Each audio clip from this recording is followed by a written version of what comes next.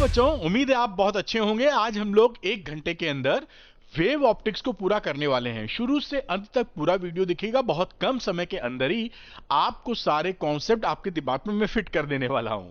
तो कोई भी बिल्कुल नजर नहीं हटानी है, ध्यान से देखते रहना है, जिससे हर कॉन्सेप्ट का ठकाठक दिमाग में घुसता चला जाए। और अरविंद सर का अगर ये मेहनत आपको पसंद आए तो अरविंद एकेडमी चैनल को सब्सक्राइब कीजिएगा और ये वीडियो पसंद आने पर लाइक और शेयर जरूर कीजिएगा। चलिए फटाफट बात शुरू कर लेते हैं बिना समय गंवाए हुए। तो ये रहा wave optics, one shot in 60 minutes. 1 घंटे के अंदर आपके सामने सब कुछ आने वाला है। कुछ बच्चों को चाहिए होते हैं इसके पीडीएफ, तो पीडीएफ के लिए मैंने आपको बहुत ही सिंपल चीज करनी है। अरविंद एकेडमी ऐप को डाउनलोड कर लेना है, इसके स्टोर सेक्शन में जाना है। यहां पर आपको क्लास 12 फ्री पीडीएफ का कोर्स दिखेगा। इसका लाखों में मैंने प्राइस किया है, इसको लेने की जरूरत नहीं। इसके अंदर जाएंगे तो सारे पीडीएफ ओपन है।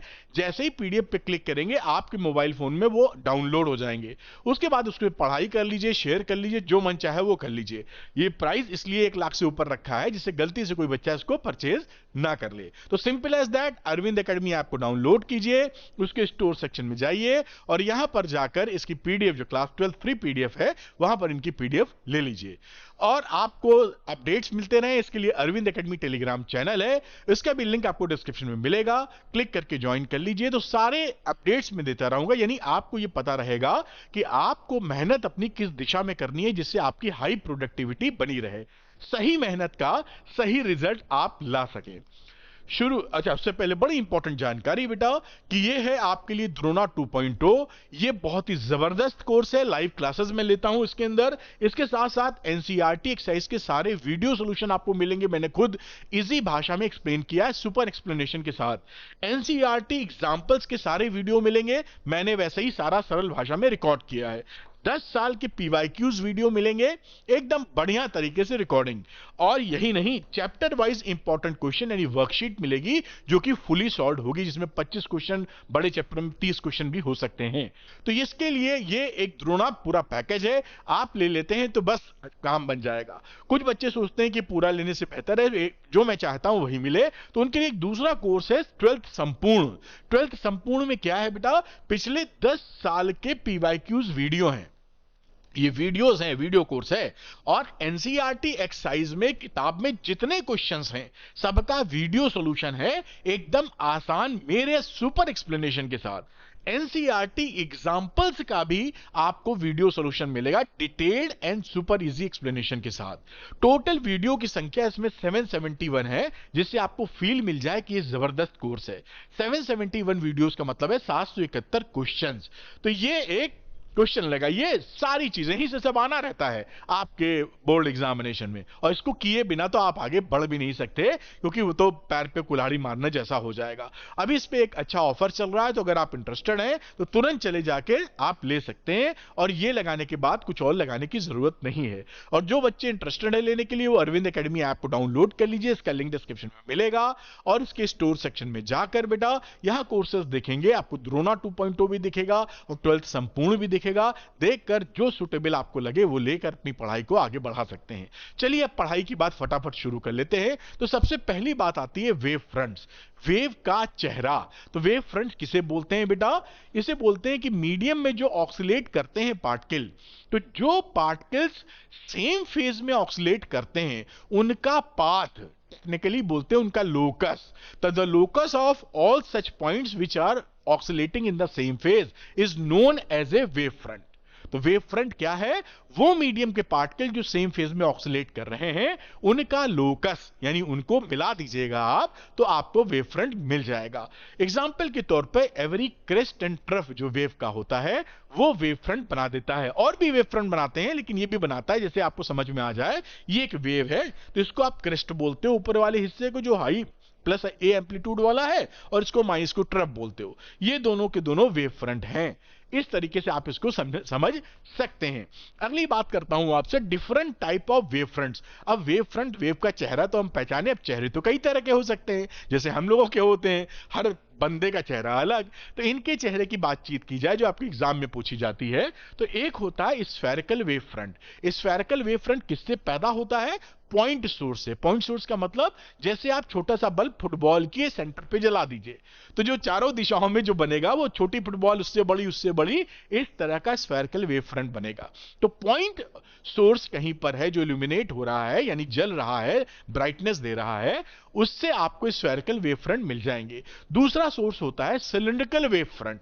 तो सिलिंड्रिकल वेव फ्रंट किससे मिलने वाला है? लीनियर सोर्स है। लीनियर सोर्स क्या होता है? जैसे कि आप स्लिट वगैरह से यंग्स डबल स्लिट एक्सपेरिमेंट करते हैं, उसमें स्लिट बनाते हैं तो स्लिट से सिलिंड्रिकल वेव फ्रंट निकलती हैं। सरल भाषा को रखने के लिए आप ट्यूबलाइट समझ लीजिए। ट्यूबलाइट जो घर में लगी होती है वो भी तो लीनियर है लंबाई में एकदम, तो वैसे ही पतली सी स्लिट कर देंगे तो वो हो जाएगा, क्या लगाएगा? Cylindrical wave front. Linear source से आपका बनता हुआ दिखेगा। आगे की बात कर रहे हैं प्लेनर वेव फ्रंट। यही जो पॉइंट सोर्स होता है इससे आप काफी दूर चले जाएं तो ये पास में तो ये स्फेरिकल लग रहा है, आप बहुत दूर चले जाएंगे, रेडियस बढ़ा देंगे तो यही टुकड़ा आपको फ्लैट लगने लगता है। जैसे जमीन या हम धरती की बात करते हैं, धरती पे हम लोग भाई स्फेरिकल मोटे तौर पे है, लेकिन हम अपने घरों में रहते हैं, स्कूल जाते हैं, आप क्रिकेट खेलते हैं, फुटबॉल खेलते हैं, तो वो टेढ़ी जमीन थोड़ी लगती है, स्फेरिकल थोड़ी लगती है, फ्लैट लगती है। इसका कारण क्या है कि धरती की रेडियस बहुत ज्यादा है, उसका छोटा सा पार्ट आप हैंडल कर रहे हैं, दैट इज द रीजन कि वो फ्लैट लगता है। तो यही आप दूरी जब ज्यादा बढ़ा देंगे तो ये स्फेरिकल हिस्सा कैसा नजर आने लगेगा? लगभग फ्लैट। तो ये बात भी हो गई कि प्लेन वेव फ्रंट किसे कहते हैं। अगली चर्चा होती है रे। तो आखिर रे ऑफ लाइट किसे बोलते हैं? तो यहां पर आप देख रहे होंगे जो तीर या एरो के निशान हैं ये रेज बनाई गई। इसकी प्रॉपर्टी होती है कि वेव फ्रंट के परपेंडिकुलर डायरेक्शन में इसको बनाया जाता है। जिस डायरेक्शन में वेव प्रोपोगेट कर रही है उस डायरेक्शन में, या जिस डायरेक्शन में आपका ये जो वेव फ्रंट है बढ़ रहे हैं, प्रोपोगेट कर रहे हैं, तो हम 90 डिग्री खींचेंगे किस डायरेक्शन में? जिस डायरेक्शन में वेव फ्रंट आगे बढ़ रहा है। तो इसकी इंपॉर्टेंस भी अभी हम बताते हैं जो मैंने लिखा है। देखिए हमेशा प्रोपोगेशन के वेव फ्रंट के 90 डिग्री या नॉर्मल होगा। दूसरा, रे आर ऑलवेज नॉर्मल टू, ये बात ध्यान रखनी है, जो कि वेव फ्रंट के परपेंडिकुलर होती है। रे जो होती है वो इंपॉर्टेंट इसलिए क्योंकि वो दिशा बताती है कि किस दिशा में ये वेव एनर्जी कैरी कर रही है, यानी एनर्जी जो ले जा रही, वेव एनर्जी कैरी करती है, तो वो किस दिशा में ले जा रही है उसको, उस दिशा का ज्ञान, उस दिशा को आसानी से हम इस रे के मॉडल से समझ लेते हैं। इसलिए रे ऑफ लाइट इंपॉर्टेंट है। और आजकल तो एमसीक्यू का जमाना है तो कहीं से टपका सकते हैं कि भाई रे जो है वेव फ्रंट से कितना एंगल बनाती है? 0, 90, 180, 45 डिग्री। अब आप बताइए, तो आप टिक करेंगे 90 डिग्री पर। इस तरह ये बातें पकड़नी जरूरी है और समझ लीजिए कि किस कॉन्टेक्स्ट में फायदा देने वाली हैं, तो और मजा आता है। तो क्या रे की बात भी अपनी हो गई। अब आता है भौकाल, मतलब वेव आपका वेव नेचर लाइट का है या वेव ऑप्टिक्स का आप बोले तो उसका आत्मा वेव की जो हम बात कर रहे हैं वो होती है हाइजेंस प्रिंसिपल पे। तो हाइजेंस प्रिंसिपल बेसिस है, basically Huygens principle is the basis of wave theory of light. जो लाइट की वेव थ्योरी है उसका बेस है हाइजेंस प्रिंसिपल, या कह लीजिए उसी पे बिल्डिंग बनाई गई है। जैसे नींव बनाते हो ना, अपने मकान की बनती देखी होगी, अपने मकान की ना देखी हो तो किसी की और बिल्डिंग की देखी होगी। अगर फाउंडेशन हिल जाए तो पूरा मकान तो ढह जाएगा। इसलिए ये जो फाउंडेशन है, ये जो बेस है, वो हाइजेंस प्रिंसिपल पे बेस है। अब सवाल ये कि हाइजेंस प्रिंसिपल आखिर करता क्या है हमारे लिए, क्या खास है इसके अंदर? तो ये बताता है ना कि जो वेव फ्रंट है वो वेव फ्रंट आगे चलती कैसे हैं। भाई एक वेव फ्रंट मान लीजिए इस समय पर यहां पर है, ऐसे मेरा ये पंजा, ये क्या बोलेंगे पीछे का हिस्सा स्फेरिकल, अब ये 1 सेकंड बाद यहां कैसे पहुंच गई? ठक ठक। तो ये कैसे पहुंच गई इसकी जानकारी आपको मिलेगा हाइजेंस प्रिंसिपल से। तो ये भी मैंने मेंशन किया है जैसे आपको एकदम टू द पॉइंट चीजें पता चलें। तो it tells how a wave front propagates through a medium. एक मीडियम के अंदर एक वेव फ्रंट कैसे चलती है, इस बारे में हाइजेंस प्रिंसिपल जानकारी देता है। इस हाइजेंस प्रिंसिपल को 3 भागों में मैंने तोड़ दिया है जिससे आप इसको एकदम कोई भी पार्ट इसका मिस ना हो। सबसे पहला पार्ट हाइजेंस प्रिंसिपल क्या बोलता है कि वेव फ्रंट के ऊपर जितने भी पॉइंट होते हैं वो सेकेंडरी वेव्स या वेवलेट्स की तरह काम करते हैं। मतलब सरल भाषा करिए तो ये मान लीजिए वेव फ्रंट है ए बी, ये ए दिख रहा है, ये बी दिख रहा है, ये वेव फ्रंट हो गई। इस वेव फ्रंट के ऊपर बेटा जितने आप कुछ point A B C D दिखाए गए, भाई कितने दिखाए जाएंगे, तो कुछ दिखा दिए गए, ये सारे पॉइंट सेकेंडरी डिस्टरबेंस की तरह काम करते हैं, यानी ये डिस्टरबेंस के फ्रेश सोर्स हो जाते हैं। जैसे में कहीं डिस्टर्बेंस होगा तभी तो वेव बढ़ती है आगे। तो ये जो वेव फ्रंट के ऊपर जितने पॉइंट होते हैं, आपको दिखाने के लिए 4-6 बनाए हैं और कितने बना दिए जाए, इनफाइनाइट जो पॉइंट्स हैं सब के सब फ्रेश डिस्टर्बेंस के सोर्स बन जाते हैं। इन फ्रेश डिस्टर्बेंस के सोर्सेस को सेकेंडरी वेव्स या आप वेवलेट्स कहते हैं। तो ये पहली बात है हाइजेंस प्रिंसिपल की, ये आता है लिखने को आपको, है ना, और इसके अंदर से पूछा भी जा सकता है। तो Huygens principle is very important. पहली बात कहता है कि वेव फ्रंट के ऊपर जितने भी पॉइंट हैं वो सब एक नए फ्रेश डिस्टर्बेंस के सोर्स बन जाएंगे और उनका नाम आप रख देते हैं सेकेंडरी वेव्स या सेकेंडरी वेवलेट्स। अगली बात होती है दूसरी की, ये जो फ्रेश सोर्स हैं या वेवलेट्स या सेकेंडरी वेव्स, ये जो पॉइंट है ये हर दिशा में, हर दिशा का मतलब चारों दिशाओं का मतलब होता है स्फेरिकल समझिए, जैसे कि फुटबॉल के सेंटर से लाइट निकलती है, तो हर दिशा में, ईस्ट वेस्ट नॉर्थ साउथ नहीं समझना, 3D स्ट्रक्चर, तो हर दिशा में एक स्फेरिकल रूप में आपकी ये डिस्टरबेंस प्रोपोगेट होता है। यानी ये जो नए डिस्टरबेंस के सोर्स बने हैं वो किसी भेदभाव ना करके हर दिशा में डिस्टरबेंस को प्रोपोगेट कर देते हैं। यही बात यहां लिखी है, जिस तरह आप नोट्स बनाएं या इसका इस्तेमाल कर पाए बढ़िया एग्जाम के लिए, इसलिए बात कर रहा हूं। The secondary wavelets spread out in all direction with the speed of light. किस स्पीड से चलेंगे? स्पीड ऑफ लाइट से in the given medium. Vacuum है तो सी की स्पीड हो जाएगी, और कोई और मीडियम है तो जो स्पीड ऑफ लाइट होती है उसी से आप आगे बढ़ जाएंगे। तीसरी बात क्या कहती है कि भाई अगला वेव फ्रंट कैसे प्राप्त करें। मान लीजिए ये ए बी हमारा वेव फ्रंट था, 1 मिनट बाद हम ये जानना चाहते हैं कि नया वेव फ्रंट कहां मिलेगा, ये कैसे आगे बढ़ जाएगा। यही तो मुद्दा है ना कि 1 मिनट बाद कहां मिलेगा। ये अगर हम ढूंढ निकालें तो हमें ये पता चल चुका है कि वेव फ्रंट आगे कैसे बढ़ता है। तो हमें करना क्या होता है, अब ये बना के दिखाएंगे भी कैसे बनाते हैं, कि जो नया वेव फ्रंट होता है आफ्टर 1 मिनट या आफ्टर टाइम t, वो फॉरवर्ड इनवेलप होता है ये वेवलेट्स का। जो वेवलेट्स या सेकेंडरी वेव्स वहां पाई जाएंगी उनका आप कॉमन टेंजेंशियल सरफेस खींच दीजिए इन फॉरवर्ड डायरेक्शन, जिस डायरेक्शन में वेव चल रही है उसको बोलते हैं फॉरवर्ड एनवेलप। फॉरवर्ड एनवेलप का मतलब क्या हुआ बेटा? Tangential surface in the forward direction. किसका? सेकेंडरी वेवलेट्स का आफ्टर टाइम t, जिस टाइम पर आपको चाहिए। तो वो जो एनवेलप मिलेगा फॉरवर्ड एनवेलप या कॉमन टेंजेंट सरफेस की, वो आपकी दे देती है क्या बेटा? वो नई वेव फ्रंट दे देती है कि आफ्टर टाइम टी ये कहां पहुंचा। तो आप समझ आए ये नई वाली सीडी है। कैसे बनाते हैं अगले स्लाइड में वो एक्सप्लेन कर रहा हूं। तो ये हाइजेंस के लिए 3 चीजें कहीं भी आ जाए कि हाइजेंस प्रिंसिपल को एक्सप्लेन करिए आप, तो एक्सप्लेन आप इन्हीं 3 पॉइंट्स को लिख देंगे जिस तरह लिखा हुआ है। और मैंने इसका सेंस बता दिया कि ये बेसिस है, फाउंडेशन है, साथ में ये हमारे लिए क्या जानकारी लाता है कि एक मीडियम के अंदर वेव फ्रंट कैसे आगे चलती हैं, कैसे प्रोपोगेट होती हैं। अब हम नई वाली वेव फ्रंट कैसे प्रोपोगेट होती हैं, नई wave front after time T या 1 सेकंड बाद या 1 मिनट बाद बनाएं कैसे, इसका जिक्र कर लेते हैं। तो ये कुछ बातें लिखी हैं, समझाता हूं मैं यहां पे। ये अभी आपकी एग्जिस्टिंग वेव फ्रंट है ए और बी, ठीक है। इसका हर पॉइंट क्या होगा? सेकेंडरी डिस्टर्बेंस की तरह काम करेगा या फ्रेश डिस्टर्बेंस निकालना शुरू करेगा। तो कुछ पॉइंट दिखाए हैं ए बी सी डी ई, ये क्या है? डिस्टर्बेंस वाले पॉइंट इस वेव फ्रंट पे। और किस स्पीड से ये आगे बढ़ रहा है? स्पीड ऑफ लाइट से। तो आफ्टर टाइम टी हमको अगर चाहिए तो हम क्या करेंगे, यहां पर ए को सेंटर मानकर सीटी रेडियस का स्फीयर खींच देंगे। सीटी रेडियस का क्यों? क्योंकि speed is equal to distance upon time, तो डिस्टेंस इज इक्वल टू एक minute, distance is equal to speed into time, ये फॉर्मूला हम जानते हैं। और स्पीड है c और टाइम है t, इसलिए ये डिस्टेंस हम क्या करेंगे बेटा, ये डिस्टेंस यानी ये रेडियस हम ct रेडियस का यहां से स्फीयर खींचेंगे। ध्यान रखिएगा सर्किल दिख रहा है ये गोला फुटबॉल, आपको दिख सर्किल रहा है क्योंकि प्लेन में तो सर्किल ही दिखेगा, इसलिए इस तरह का स्फीयर खींच देते हैं।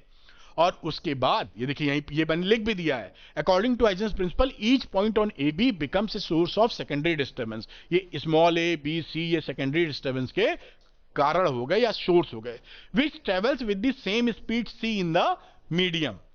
To find the new wavefront after time t, we draw spheres of ct from each point on AB. यही चीज मैंने आपको समझाई, बात समझ में आपके आ गई। अब हम क्या करेंगे कि आफ्टर टाइम t, मतलब ये जो टाइम t के बाद गोला बना है, जिस डायरेक्शन में वेव चल रही है उस डायरेक्शन में इसका कॉमन टेंजेंट खींच देंगे। भाई ये गोले बने रेड वाले, इसका कॉमन टेंजेंट हमने ऐसे उठा के खींच दिया। अब ये जो वेव फ्रंट हमको मिला है, ये नया वेव फ्रंट मिला है आफ्टर टाइम t। तो पहले ए बी था, ये प्लेनर वेव फ्रंट एग्जांपल के लिए ये थोड़ा सा स्फेरिकल है, तो स्फेरिकल वाला वेव फ्रंट ए बी था, आफ्टर टाइम t ये सी डी पे पहुंच गया। तो कैसे चल रहा है हम जान गए, यही तो करना था हाइजेंस प्रिंसिपल में। समझ में आई ना बात? तो इस गोले का ये टेंजेंट आप खींच दीजिए फॉरवर्ड डायरेक्शन में, आगे जिस दिशा में वेव बढ़ रही है। और ये जो A dash B B dash C dash D D dash है, ये क्या है? ये बेटा इस वेव फ्रंट और इस वेव फ्रंट में दोनों पे नॉर्मल है, दोनों पे नॉर्मल है, तो ये रे कहलाती हैं। ए डैश बी बी डैश का डायरेक्शन क्या है? रे। और रे क्या बताती है? किस डायरेक्शन में एनर्जी ट्रांसपोर्ट या प्रोपोगेट हो रही है, ये बात यहां लिख दी गई है। तो so these lines represent wave rays and always perpendicular to the wave front. तो ये पूरी बात मैंने बता दी, ये इसकी जगह ये लागू कर दीजिए और सरल लगेगा, लेकिन मैं थोड़ा डिफिकल्ट वाला पकड़ा क्योंकि यही सीख जाएंगे तो इसमें तो छक्का मार ही देंगे। आप पकड़ पाए ना, it is so simple. Huygens principle की कहानी क्या है भाई? कैसे वेव प्रोपोगेट करेगी लाइट की इन द मीडियम, और शानदार प्रिंसिपल फंडामेंटल या बेसिस है वेव थ्योरी ऑफ लाइट का। अब अगली दो डिस्कशंस और करेंगे जो सुपर इंपॉर्टेंट हैं। एक डिस्कशन है कि रिफ्लेक्शन को ऑफ वेव थ्योरी पर कैसे एक्सप्लेन करेंगे, और दूसरा वाला होता है कि रिफ्रैक्शन को वेव थ्योरी के बेसिस पर कैसे एक्सप्लेन करेंगे। दोनों एग्जाम के पर्पज से बहुत ज्यादा इंपॉर्टेंट हैं। रिफ्लेक्शन वाले का अगर 100% की इंपॉर्टेंस माने तो रिफ्लेक्शन वाला 30% पूछा जाता है और रिफ्रैक्शन वाला 70% पूछा जाता है। मतलब हर साल आप देखेंगे 5 सालों में 4 बार ऐसे सवाल आपको मिलेंगे, या तो रिफ्लेक्शन एक्सप्लेन करो या रिफ्रैक्शन एक्सप्लेन करो। It is so important. चलिए शुरू करते हैं और समझते हैं कि रिफ्लेक्शन, पहली बात हम लोग ये देख रहे हैं कि रिफ्लेक्शन को on the basis of wave theory कैसे प्रूफ किया जाएगा। तो ये जो कहानी लिखी है अभी हम बताते हैं आपको। पहली बात ये देख लीजिए कि लॉज ऑफ रिफ्लेक्शन आपको याद है, पता है कि एक होता है angle I equal to angle R. फिर दूसरा लॉ क्या होता है कि जो आपका इंसिडेंट लाइट है, रिफ्लेक्टेड लाइट है, and normal at the point of incidence, they all lie in the same plane. अब जब आपसे पूछा जाए एग्जाम में कि लॉज ऑफ रिफ्लेक्शन प्रूफ कीजिए on the basis of wave theory, तो आपको ये दोनों बातें प्रूफ करनी होंगी। और अक्सर आपकी सरलता के लिए जब पेपर थोड़ा सा नॉर्मल बनाते हैं, और जो आजकल नहीं बना रहे, उस समय आपको केवल ये प्रूफ करने को कहते हैं, तो इसकी झंझट से आप बच जाएंगे। तो आप देख लीजिएगा कि प्रश्न पत्र में क्वेश्चन पेपर में क्वेश्चन में क्या लिखा है कि angle I equal to angle R proof करो, या सिंपल लिखा है लॉज ऑफ रिफ्लेक्शन प्रूफ करो। अगर लॉज ऑफ रिफ्लेक्शन प्रूफ करो क्या पॉइंट है, तो इसको मद्देनजर ये दोनों बातें प्रूफ करनी पड़ेंगी। कई टीचर इसका जिक्र ही नहीं करते, जो कि आधी बात है। अगर आ जाता है लॉज ऑफ रिफ्लेक्शन, इस बात को प्रूफ करने के लिए ये स्टेटमेंट जानने जरूरी है, जो अभी मैं फटाफट दिखा दूंगा। ये स्टेटमेंट क्या बोल रहा है, इस डायग्राम को भी मैं समझा देता हूं, जिससे हम लोग इसका प्रूविंग बड़े आसानी से समझ सकें। देखिए यहां पर ये जो एक्स वाई है, ये रिफ्लेक्टिंग सरफेस है। एक शीशा ले लीजिए, जो इस प्लेन, ये प्लेन ऑफ द बोर्ड है, आपका प्लेन ऑफ द पेपर हो जाएगा, उससे ये परपेंडिकुलर है, ऐसे ऐसे समझ लीजिए, ये परपेंडिकुलर हो गया। तो एक्स वाई यही लिखा है इसके अंदर। एक्स वाई क्या है? Reflecting surface which is normal to the plane of paper. बढ़िया। दूसरा एक वेव फ्रंट है प्लेनर, सरलता के लिए प्लेनर वेव फ्रंट लिया है। इंसिडेंट वेव फ्रंट है जो कि प्लेनर है, ये है आपका ए बी। ये जो वेव फ्रंट है ये भी normal to the plane of paper है, तो ये भी नॉर्मल और ये भी नॉर्मल, दोनों नॉर्मल हैं। अब यहां पर ये कहानी क्या हुई कि आप ये जानते हैं प्लेनर वेव फ्रंट या वेव फ्रंट के परपेंडिकुलर डायरेक्शन में रे बनाई जाती है, तो ये रे खींच दी है आपने इस पॉइंट के लिए, ये रे, और इस पॉइंट के लिए याली रे जो एसी जा रही है, ये मान लीजिए जब हिट करेगी आपको रिफ्लेक्टिंग सरफेस, शीशे पे कह लीजिए रिफ्लेक्टिंग उस पे, तो हमने यहां एक नॉर्मल खींच दिया। ये डॉटेड लाइन क्या दिखा रहा है? नॉर्मल। नॉर्मल से सपोज कीजिए ये एंगल बना रहा है आई, रे, ये रे बना रही है ना एंगल आई, तो ये एंगल आई कैसे बन जाएगा ये हम देख लेते हैं। भाई ये आई है तो ये कितना हो गया, क्योंकि इन दोनों में 90 डिग्री का एंगल होता है, तो ये 90 माइनस आई हो गया बेटा, ये देखिए। और यहां से यहां तक कितना एंगल है, तो नॉर्मल है रिफ्लेक्टिंग सरफेस के, तो 90। तो इस पूरे में से 90 माइनस आई घटाओगे तो ये एंगल कितना बचेगा, आई, यही यहां मेंशन किया है। तो ये अगर आई है तो ये आई हो जाएगा। इतनी बात आप समझ गए। अब इसने यहां पर हिट किया और ये इस समय ए पर था। अब जब ये इसके बाद ए पॉइंट सी तक, यानी ये जो रे है ए से सी तक पहुंचने में मान लीजिए समय टी लेती है, कुछ समय लेगी, उस समय को कह दीजिए कुछ समय, मान लीजिए टी टाइम है। इस टी टाइम में एसी डिस्टेंस कितना होगा, सी की स्पीड से चल रही है तो डिस्टेंस हो गया सी टी, तो एसी डिस्टेंस कितना हुआ, सी टी के बराबर। बात पकड़ में आई। अब ए से सी तक यानी एसी डिस्टेंस सी टी है, तो आप एक कंस्ट्रक्शन करने वाले हैं, इस बी को सेंटर मानकर एक स्फेयर खींच दीजिए, बाकी हेमीस्फेयर होगा, नीचे तो खींच नहीं पाएंगे, एक हेमीस्फेयर या एक आर्क लगा रहे हैं जो सीटी डिस्टेंस का ही है। इसकी लंबाई कितनी, सेंटर से रेडियस कितनी ले ली है, इसी के बराबर सीटी। और आपने यहां पर इसको सीटी के बराबर, क्योंकि ये जितनी देर में यहां पहुंची है ये उतनी देर में सीटी डिस्टेंस ये आगे चल जाएगी, दोनों की स्पीड तो सेम ही एक मीडियम में। तो यहां पर आपने एक आर्क खींच दी या हेमीस्फीयर खींच दिया और इससे एक टेंजेंट खींच दी, CD. CD is the tangent. अब क्योंकि ये इसकी टेंजेंट है तो ये तो भैया नॉर्मल हो गया, ये देखिए नॉर्मल है तो ये रे की डायरेक्शन हो गई बीडी, और ये नया वाला सीडी हमारा क्या हुआ, reflected wave front after reflection. ठीक, अब इस समय ये रे हमने इसके 90 एक रे खींच दी है, ये अगर एंगल हम आर ले रहे हैं तो जो लॉजिक यहां दिया है उसी से ये 90 माइनस आर हो जाएगा और ये बचा हुआ एंगल आर हो जाएगा। तो ये हमने पूरा आपको डायग्राम समझा दिया। अब angle I is equal to angle R proof करने की दिशा में बढ़ रहे हैं और सेकंड पॉइंट भी प्रूफ करेंगे। आइए अगली बात देखते हैं जहां पर हमको प्रूफ करना है एंगल आई बराबर एंगल आर।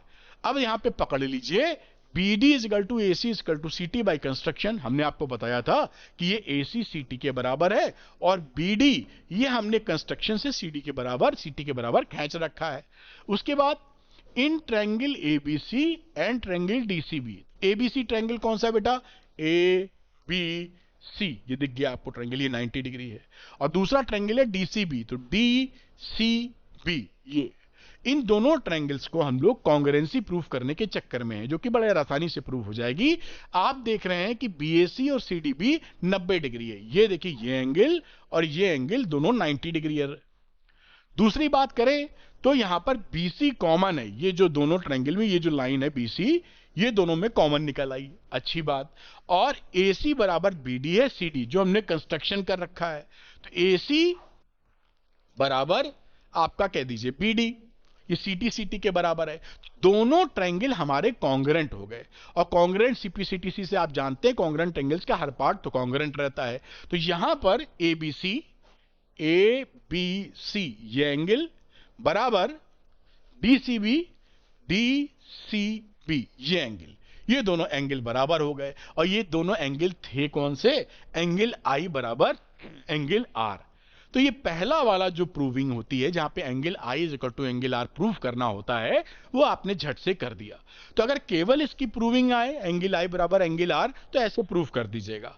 अगर कह दें लॉज ऑफ रिफ्लेक्शन प्रूफ करना है तो इसका अगला भी प्रूफ करना पड़ेगा। ये देख लेते हैं वो कैसे, इस पार्ट को कैसे प्रूफ करेंगे। तो यहां पर देखिए जो इंसिडेंट रे SB है वो परपेंडिकुलर है इंसिडेंट वेव फ्रंट AB के। ये देखिए ये जो SB है ये SB ये इस वेव फ्रंट के परपेंडिकुलर है, ये मैंने लिख भी दिया है, जो कि प्लेन ऑफ द, ये कहां थी, perpendicular to the plane of paper. दूसरी बात BN नॉर्मल, ये जो BN है ये BN देख रहा है ना, ये XY के नॉर्मल है सरफेस। ये XY भी कैसा था, शुरू में लिखा था perpendicular to the plane of the paper. अगली बात जो रिफ्लेक्टेड रे BD है, ये जो BD आपकी जा रही है ये BD, ये भी कैसे है, इस रिफ्लेक्टेड वेव फ्रंट के नॉर्मल है ना, यही बात लिखी परपेंडिकुलर नॉर्मल। अब यहां पर देखिए क्या कहानी हुई कि ये SB ये BN और ये PD, SB BN BD ये सब perpendicular to the plane of the paper है, ये लिखा। अगर ये इसके तीनों लोग एक चीज के ही परपेंडिकुलर हैं तो ये तीनों एक प्लेन में हैं। भाई मैं किसी के परपेंडिकुलर हूं, तुम किसी के परपेंडिकुलर हो, और एक और कोई उसके परपेंडिकुलर है, तो ये तीनों एक प्लेन में, तभी तो परपेंडिकुलर बैठ रहे हैं, एक चीज के ही परपेंडिकुलर है, तो किस में हो गए, एक प्लेन में हो गए। और यही आपको प्रूव करना था, this proof second law of reflection. तो ये बात ध्यान रखिएगा कि पूरी बात है, तीन चार ये जो शब्द सेंटेंस लिखे उसको पकड़े रहिएगा, बड़ा सरल है, एक बार दिमाग में खांचा सेट हो गया तो जैसा भी सवाल आए छक्का मार के रहेंगे। तो ये प्रूव हो जाता है लॉ ऑफ रिफ्लेक्शन। अब अगला कदम हम लोग बढ़ाएंगे जो रिफ्रैक्शन को on the basis of wave theory हम प्रूव करने वाले हैं। तो रिफ्रैक्शन का लॉ आप जानते हैं, पहला होता है स्नेल्स लॉ, ये इसका नाम क्या है, स्नेल्स लॉ। तो कभी कभी सवाल में लिख देते हैं prove Snell's law on the basis of wave theory, तो केवल ये प्रूफ करेंगे आप, इस झंझट में नहीं पड़ेंगे। और उन्होंने अगर लिख दिया कि भाई लॉज ऑफ रिफ्रैक्शन प्रूफ कीजिए, तो ये दोनों बातें प्रूफ करनी पड़ेगी। दूसरी चीज क्या होती है, वही incident ray, refracted ray and normal at the point of visitors, they all lie in the same plane. वही जो रिफ्लेक्शन में था, या रिफ्रैक्शन का जिक्र करते हुए वही बात कह देंगे। तो समझ गए आप, केवल ये कही जाए स्नेल्स लॉ, तो sine I upon sine R is equal to V one upon V two, और ये कांस्टेंट होता है जिसे आप refractive index of medium two with respect to medium one बोलते हैं। और ये सेकंड वाली बात आप जान गए।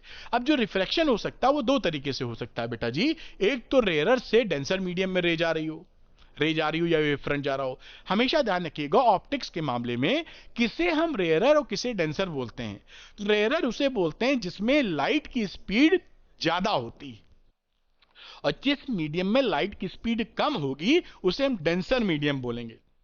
फिजिकल डेंसिटी से आप इसको ना समझिएगा, फिजिकल डेंसिटी का मतलब होता है जो डेंसिटी आज तक हमने पढ़ी है कि कौन ज्यादा डेंसर है, तो वो फिजिकल डेंसिटी ना होके यहां पे ऑप्टिकल डेंसिटी का मामला है। ऑप्टिकल डेंसिटी का मतलब होता है जो मैं बता रहा हूं कि स्पीड ऑफ लाइट अगर कम है किसी मीडियम में तो वो डेंसर है, ऑप्टिकली डेंसर है, और अगर स्पीड ऑफ लाइट ज्यादा है तो वो ऑप्टिकली रेयरर है। तो ये फिजिकल डेंसिटी से अलग बात है, उम्मीद है समझ में आई होगी। ये अगर पहला मीडियम है, ये अगर दूसरा मीडियम है, ये रेयरर था जहां तक इसमें जो माना है, ये रेयरर मीडियम है और ये डेंसर है, तो ये V1 हो गई, और इसमें जो स्पीड पकड़ी V2, तो V1 यहां बड़ी हो गई V2 से। ये मैंने लिखा भी है बेसिकली, क्योंकि रेयरर मीडियम में तेज चलेगा लाइट और डेंसर में कम चलेगा। तो एक तो ये भी लिख के आ सकता है कि रेयरर टू डेंसर का आप प्रूविंग कीजिए, ऐसे भी तिकड़म कर सकते हैं। दूसरा हो सकता है डेंसर टू रेयरर जा रहे हो, ये मीडियम क्या है बेटा, डेंसर, और ये है रेयरर। इसको फर्स्ट इसमें V1 स्पीड और इसमें हो गई आपकी V2 स्पीड, तो V1 यहां पे कम हो जाएगी V2 से, क्योंकि डेंसर टू रेयरर मीडियम जा रहे हो। तो ये डेंसर टू रेयरर मीडियम या रेयरर टू डेंसर है, ये थोड़ा सा देख लीजिएगा। हम एक की प्रूविंग पहले वाले की करके दिखा देते हैं कि भाई अगर रिफ्रैक्शन हो रहा on the basis of wave theory और कहानी है रेयरर से डेंसर की, अगर ना लिखा हो रेयरर से डेंसर वगैरह तो कोई भी लेके कर सकते हैं। तो रेयरर से डेंसर में दोनों का प्रूविंग एक ही जैसा होता है, चाहे वो रेयरर से डेंसर हो चाहे डेंसर से रेयरर हो, बस लॉजिक क्लियर होना चाहिए। तो रेयरर से डेंसर में देखिए ये एक प्लेनर वेव, ये आपका एक्स वाई जो है वैसे ही लिखेंगे जैसे वहां लिखा था, एक्स वाई आपका रिफ्रैक्टिंग इंटरफेस है जो इस प्लेन के परपेंडिकुलर डायरेक्शन में है। एक प्लेनर वेव फ्रंट आ रहा है जो इस प्लेन ऑफ पेपर के परपेंडिकुलर डायरेक्शन में वो हिट करता है। तो ये प्लेनर वेव फ्रंट ने रिफ्रैक्टिंग मीडियम के इंटरफेस को, जहां पर दोनों मिलते हैं, ये रेयरर मीडियम था और ये डेंसर मीडियम यहां पे मिल रहे थे एक्स वाई, इसकी जगह इसने हिट किया। जो ये रे है, ये रे हमेशा 90 होती है, पीछे हम समझा चुके हैं, ये आई है तो ये भी आई हो जाएगा, ये एक्सप्लेन करा जा चुका है। तो यहां पर ये रे आगे जब बढ़ी जो कि 90 डिग्री पर है वेव फ्रंट के, तो यहां जब हिट करती है तो ये भाई साहब ये रे तो बी यहीं रहती है। तो ये हम देखते हैं इस मीडियम में अगर स्पीड ऑफ लाइट को हम v1 ले लें तो मान लीजिए b को c उस इंटरफेस तक हिट करने में t टाइम लगता है, ये t टाइम लगता है। तो इसमें ये कितना डिस्टेंस चल लेगी, v1 into T, speed equal to distance upon time, तो distance equal to speed into time. Speed है v1 और समय लगा t, तो v1 इंटू टी bc हो गया इसका डिस्टेंस। अब इसी टाइम के अंदर ये दूसरे मीडियम में, डेंसर मीडियम में ये रे चलेगी। अब यहां पर तो भाई इसकी स्पीड गई है बदल, v2 मीडियम बदला तो स्पीड बदली।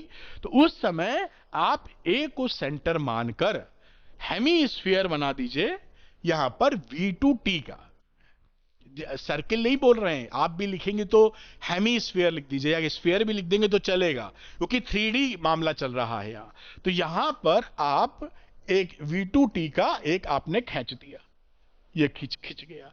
अब इसको हम यहां से टेंजेंट खींच दिए CD। अब ये तो देखिए 90 डिग्री है भाई, क्योंकि ये रे बन गई है अब नॉर्मल टू द वेव, और ये नई वाली वेव फ्रंट है CD। ये रे हो गई, और रे के परपेंडिकुलर डायरेक्शन में CD हो गया रिफ्रैक्टेड वेव फ्रंट। इतनी बात हमें समझ में आ गई। ये जो रिफ्रैक्शन हुआ है वो ये एंगल बना रहा है R। ये R है, ये 90 है, तो ये 90 माइनस R हो जाएगा, और ये बचा हुआ R हो जाएगा। ये R है तो ये हो गया 90 माइनस R, लिख देते हैं। और ये 90 था, ये 90 माइनस R, तो एंगल में 180 होना चाहिए, तो ये R हो गया। तो एंगल भी हम समझ गए। चलिए देखते हैं बाकी की बातचीत। अब टू प्रूव हमको स्नेल्स लॉ प्रूव करना है। Sine I upon sine R equal to V1 upon V2, जो कि स्नेल्स लॉ कहलाता है। अब BC की वैल्यू है V1 इंटू T, ये जो BC है हमने अभी डिस्कस किया है, और बाई AD हो गया V2 इंटू T, ये A2 है, V2 into T by construction. अब देखिए यहां पर in right triangle ABC, ABC पकड़ लो, ABC, ये 90 डिग्री है और ये I है, ये बेस हो जाएगा, तो साइन थीटा या साइन I करेंगे तो परपेंडिकुलर अपॉन हाइपोटेन्यूज। इसका वाला परपेंडिकुलर हो गया BC और हाइपोटेन्यूज हो गया AC, तो ये BC अपॉन AC आ गया। इसी तरीके से राइट एंगल ट्रायंगल ADC ले लीजिए, ये ADC, इसमें साइन R ले लीजिए, इसका भी परपेंडिकुलर अपॉन हाइपो, इसका परपेंडिकुलर हो गया AD और हाइपो हो गया AC, लिख दिया।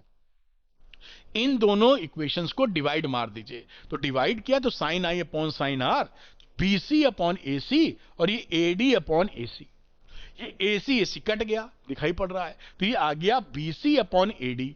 और BC की यहां पे देखिए, BC V1T था और AD हमारा V2T था, तो BC की जगह हमने रख दिया V1T और AD की जगह V2T, ये TT गया कट, तो ये वैल्यू आ गई sine I upon sine R equal to V1 upon V2, जो कि रिफ्रैक्टिव इंडेक्स होता है सेकंड मीडियम का विद रिस्पेक्ट टू 1। और यही हमको स्नेल्स लॉ प्रूफ करना था, जो हमने यहां पर प्रूफ कर दिया। इस तरीके से स्नेल्स लॉ प्रूफ कर देंगे। अब बात उठती है, पूरे लॉज ऑफ रिफ्लेक्शन को पूछा है तो सेकंड पार्ट भी प्रूफ करना पड़ेगा, तो उसके लिए वही बातें जिससे रिफ्लेक्शन में की थी, कि यहां देखिए जो इंसिडेंट रे ऐसे है वो वेव फ्रंट के परपेंडिकुलर है, ये ऐसे, इस वेव फ्रंट के, ये जो वेव फ्रंट है ये AB के परपेंडिकुलर है, और AB कैसा है, perpendicular to the plane of paper. बढ़िया, जो वेव फ्रंट था। दूसरी नॉर्मल, वो सरफेस XY के, ये जो नॉर्मल खींचे हो N, इस सरफेस के परपेंडिकुलर है। अब तीसरा जो रिफ्रैक्टेड रे AD है, ये जो रिफ्रैक्टेड रे AD है ये आपकी CD के 90 डिग्री पर है, ये देखिए वेव फ्रंट CD के 90 डिग्री पर है। तो अगेन वही बात आप लिख देंगे कि ऐसे AN और AD, ऐसे AN AD ये perpendicular to the plane of the paper है, इन तीनों के परपेंडिकुलर है। तीन चीज एक ही के परपेंडिकुलर है, तो इसका मतलब वो एक ही प्लेन में होंगी, तो एक प्लेन में हो गई, और इसी के साथ ये सेकंड वाला पार्ट भी इसका प्रूफ हो जाता है। तो ये देखिए कितनी बेहतरीन ढंग से इसकी प्रूविंग भी हमने सीख ली। और ध्यान रखिएगा, इतने ही देर में जो पिछले आधे घंटे में हमने सीखा है, इसमें से एक क्वेश्चन आने की गारंटी मैं आपको दे रहा हूं। यानी आप, और बढ़िया क्वेश्चन की हम बात कर रहे हैं, तो इसको बढ़िया से तैयार कर लीजिए, आगे की चर्चा जारी रखते हैं। आइए देखते हैं। अब ये जो क्या होता है कि रिफ्रैक्शन के दौरान जब एक वेव एक मीडियम से दूसरे मीडियम जाती है, तो उसकी फ्रीक्वेंसी, वेवलेंथ और स्पीड पे क्या फर्क पड़ता है, ये लिखा हुआ है। तो ध्यान रखिएगा, उसकी फ्रीक्वेंसी नहीं बदलती, एक मीडियम से दूसरे मीडियम जाने पर वेव की फ्रीक्वेंसी पिताजी नहीं बदलेगी, यहां लिखा है रिमेन्स अनचेंज। रही वेलोसिटी के बाद तो वेलोसिटी बदल जाती है, और v is equal to nu lambda होता है, इसलिए लेमडा भी बदल जाता है। तो वेलोसिटी अगर घट रही है तो लेमडा भी घट जाएगा, और वेलोसिटी अगर बढ़ रही है तो लेमडा भी बढ़ जाएगा। तो यहां पर एक रिलेशन है जो बड़ा इंपॉर्टेंट है, और आपके सवालों में कहीं भी पूछ लिया जाता है। ये क्या है, refractive index of medium 2 with respect to medium 1, और ये है μ2 अपॉन μ1, और यहां पे इसका उल्टा v1 अपॉन v2, देखिए 2 है यहां 1 है, ये v1 अपॉन v2, यहां लैम्डा 1 अपॉन लैम्डा 2। इसको पकड़ के रखिएगा, इस पे एक ना एक सवाल आपको आता हुआ दिखेगा, चाहे एक ही नंबर का है। तो ये बड़ा इंपॉर्टेंट रिलेशन है, काफी काम का है। दूसरी बात करें, लैम्डा और v चेंज होता है रिफ्रैक्शन के दौरान, वो डिस्कशन आपसे मैंने कर लिया। एक एब्सोल्यूट रिफ्रैक्टिव इंडेक्स होता है, यानी refractive index of the medium with respect to air या वैक्यूम। तो जब पहला मीडियम हमारा एयर या वैक्यूम होता है तो उसका नाम हम बदल देते हैं और बोल देते हैं एब्सोल्यूट रिफ्रैक्टिव इंडेक्स। और दोनों मीडियम अगर ऐसे हैं जिसमें वैक्यूम और एयर नहीं है तो उसको बोलते हैं रिलेटिव रिफ्रैक्टिव इंडेक्स। तो ये रिलेटिव है, ये एब्सोल्यूट है, इसीलिए mu is equal to velocity in पहले मीडियम में वैक्यूम है तो c अपॉन v हो गया। इसको भी आपने सुंदर तरीके से पकड़ लिया। आगे चलते हैं, एक छोटा सा सवाल है, इसको बना लेते हैं। तो monochromatic light of wavelength 600 nanometer is incident from air on a glass surface. एक लाइट आ रही है मोनोक्रोमेटिक, वो फॉल कर रही है ग्लास के ऊपर। What are the wavelength, frequency and speed refracted? जो रिफ्रैक्शन हो रहा है उसकी फ्रीक्वेंसी, वेवलेंथ, स्पीड बतानी है। रिफ्रैक्टिव इंडेक्स ग्लास का 1.5 दे रखा है। आपको मालूम है कि फ्रीक्वेंसी चेंज नहीं होती रिफ्रैक्शन के दौरान, तो पहले मीडियम में एयर में जो फ्रीक्वेंसी थी वही आपकी ग्लास के अंदर मिलेगी। तो फटाफट निकाल लेते हैं। During refraction frequency remains unchanged. तो फ्रीक्वेंसी क्या होगी? c अपॉन लेमडा पहले मीडियम में, speed of light upon lambda. तो 3 इंटू 10 की पावर 8 और लेमडा हो गया 600 नैनोमीटर, तो 600 इंटू 10 की पावर -9। सॉल्व किया तो 5 इंटू 10 की पावर 14 हर्ट्ज आ गया। तो ये फ्रीक्वेंसी जो एयर में थी वही ग्लास के अंदर आपको प्राप्त होने वाली है। स्पीड ऑफ रिफ्रैक्टेड लाइट, अब ग्लास के अंदर लाइट जा चुकी है तो उसकी स्पीड बताओ। तो स्पीड क्या हो जाएगा? v in the glass c upon mu, क्योंकि म्यू होता है c अपॉन v। तो v कितना हो गया? c upon mu. तो c की वैल्यू 3 इंटू 10 की पावर 8, म्यू की वैल्यू हो गई 1.5, डिवाइड मार दीजिए 2 इंटू 10 की पावर 8 मीटर पर सेकेंड, आपका आंसर आ गया, स्पीड आ गई। अब क्या बचा? अब बचा आपका वेवलेंथ। तो lambda of the refracted light की बात करें तो लैम्डा ग्लास कितना हो जाएगा? v glass upon frequency, v is equal to n lambda होता है।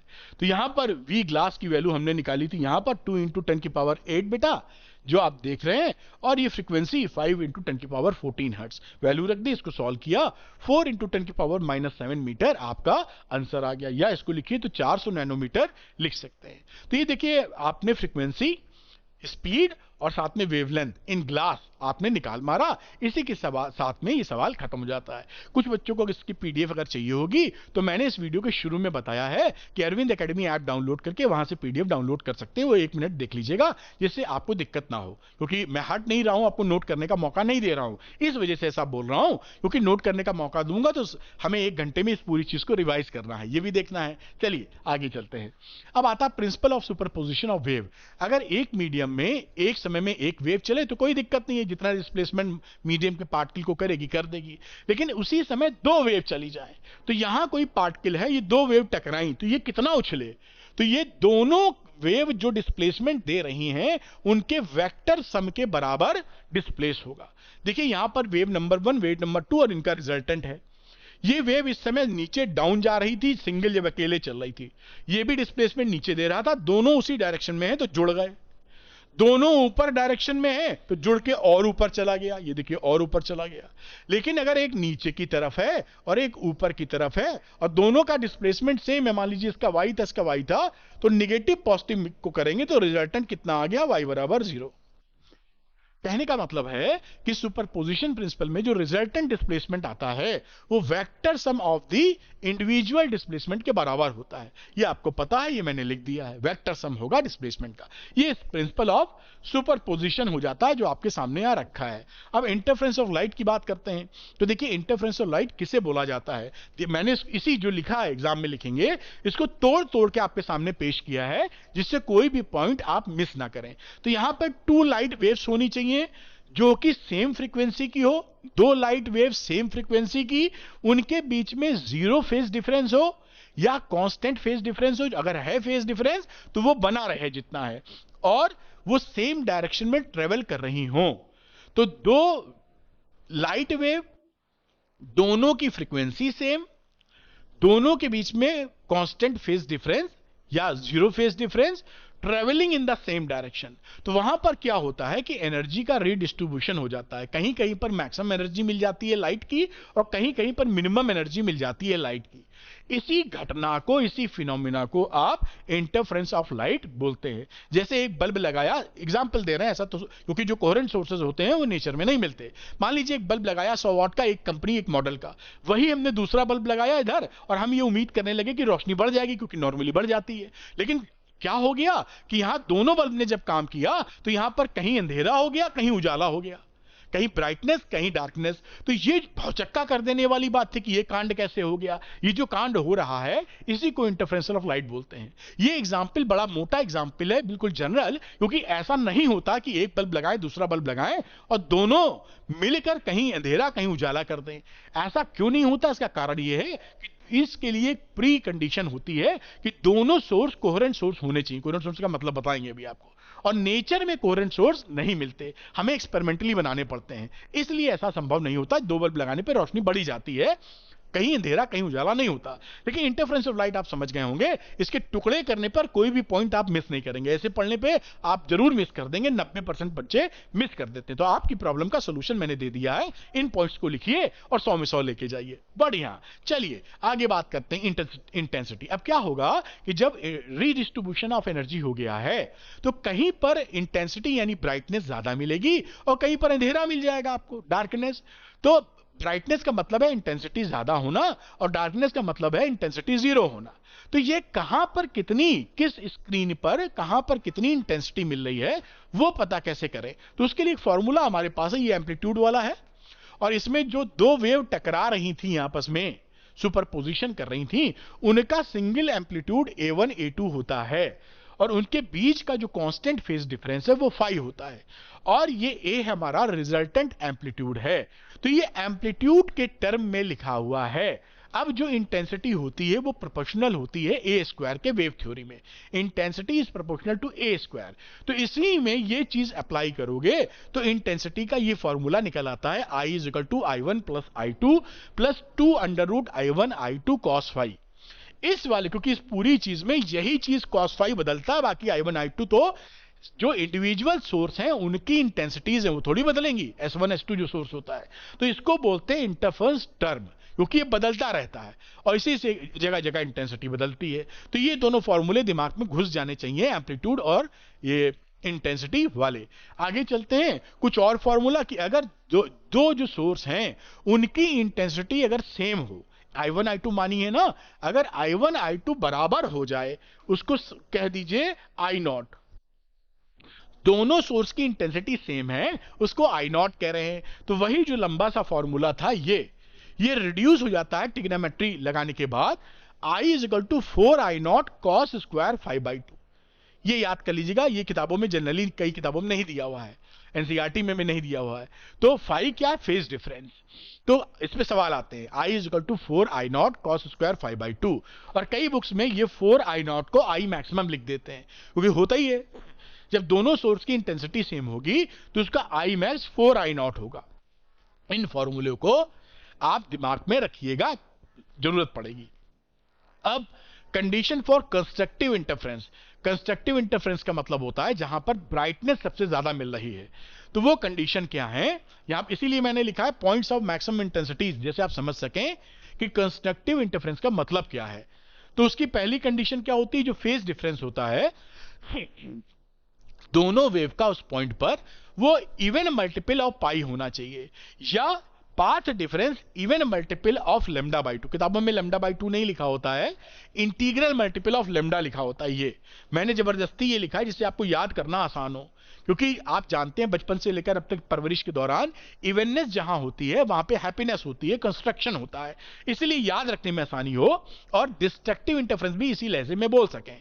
तो पाई या λ/2 का इवन मल्टीपल आप ले लेंगे तो कंस्ट्रक्टिव इंटरफेरेंस मिलेगा, या लैम्डा का इंटीग्रल मल्टीपल, कहने का मतलब है फॉर्मूला बेस में n का इवन मल्टीपल 2n पाई, λ/2 का इवन मल्टीपल 2n से मल्टीप्लाई कर दो। और अगर ये किताबी भाषा देखें तो delta p is equal to n lambda, integral multiple of lambda. यही चीज तो मैंने लिखी, दो कट जाएगा, याद करना आसान है। तो ये n की वैल्यू 0 1 2 3 4 होती है। तो ये कंस्ट्रक्टिव इंटरफेरेंस की कंडीशन है। ध्यान रखिएगा, ये फेज डिफरेंस और पाथ डिफरेंस, फेज जो होता है वो एंगल होता है और पाथ जो होता है वो डिस्टेंस होता है। दोनों में रिलेशन क्या होता है, delta phi is equal to 2 pi upon lambda into delta P. कई बच्चों को मालूम नहीं होता तो गोल गोल घूमते हैं, तो इसको भी पकड़ के आप रखिएगा जिससे बातें बनी रहें। और ये मैंने लिख दिया, फेज डिफरेंस एंगल है, पाथ डिफरेंस डिस्टेंस है। कंस्ट्रक्टिव इंटरफेरेंस की बातचीत यहां कंप्लीट हो जाती है। अब बात करते हैं डिस्ट्रक्टिव इंटरफेरेंस की। डिस्ट्रक्टिव इंटरफेरेंस का मतलब क्या है? जहां पर अंधेरा मिल रहा है, इंटेंसिटी मिनिमम मिल रही है, उसकी कंडीशन क्या है? ऑड मल्टीपल ऑफ पाई। देखिए याद करना कितना, वहां इवन मल्टीपल ऑफ पाई था, यहां ऑड मल्टीपल। यहां पर लैम्डा बाई 2 का ऑड मल्टीपल, वहां इवन मल्टीपल कंस्ट्रक्टिव में, क्योंकि जहां ऑडनेस होती है वहां डिस्ट्रक्शन होता है। ऐसा हम लोग विचार आता है इन जनरल। तो उसी तर्ज पर आप इसको याद कर लीजिए कि भाई डेल्टा फाई की वैल्यू 2n-1 जहां ऑड मल्टीपल ऑफ पाई है, और 2n-1 इंटू लैम्डा बाई 2 जो पार्ट डिफरेंस की बात की जा रही है। और n की वैल्यू ध्यान रखिएगा 1 2 3 4 शुरू करेंगे, 0 से स्टार्ट यहां नहीं करेंगे क्योंकि 2n-1 ले रखा है।